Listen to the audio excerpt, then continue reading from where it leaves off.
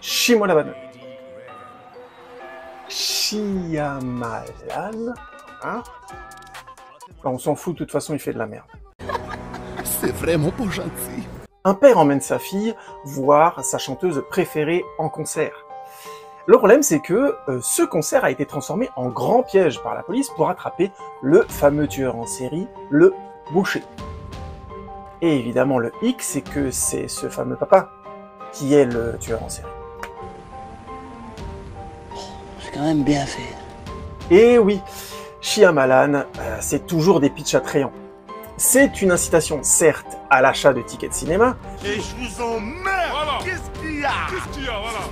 Mais c'est aussi une excellente invitation au cinéma de genre, avec ici le thriller et le bon vieux chassé-croisé, là, le jeu du chat et la souris, entre le serial killer et la police. Allez, remballe tout ça, les mystéqueurs. Évidemment, qui dit chie-moi la banane, dit twist. Dans les ultimes critiques, on respectera le sacro-saint dieu du spoil, et on dira simplement que le twist final fonctionne plus ou moins. Comme le reste du film. La vache, je comprends pas un mot de ce que vous racontez. Allez-y, excusez-moi, reprenez depuis le début, je vous écoute. Josh Hartnett est très bon dans le rôle du papa serial killer. Il passe vraiment très bien du père aimant au criminel sans scrupules. Et il incarne avec beaucoup de finesse les moments où ces deux sphères de sa personnalité entrent en collision. Explosion! Et du coup, c'est vraiment pour lui que je conseille d'aller voir ce film. Ce qui est vraiment surprenant, hein, parce que Josh Hartnett, depuis Sin City, il avait plus fait grand-chose en fait d'intéressant en termes de jeu d'acteur. C'était déjà il y a 20 ans.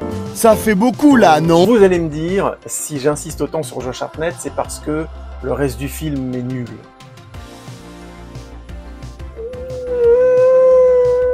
Mais enfin, ça va pas. Je blague, évidemment, je blague, j'exagère.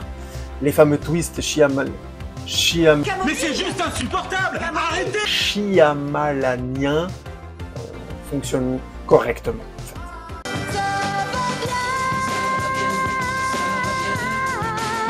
Pour résumer, oui, vraiment, je déteste les gens qui viennent me spoiler des films dont tout le sel est basé sur le fait de ne pas savoir. Donc ici, dans les ultimes critiques, on n'en dira pas plus. Bah oui, connard, t'es chez moi. Le casting autour de Josh Hartnett fait bien le taf, globalement. Même la fille de Shyamalan. Hein.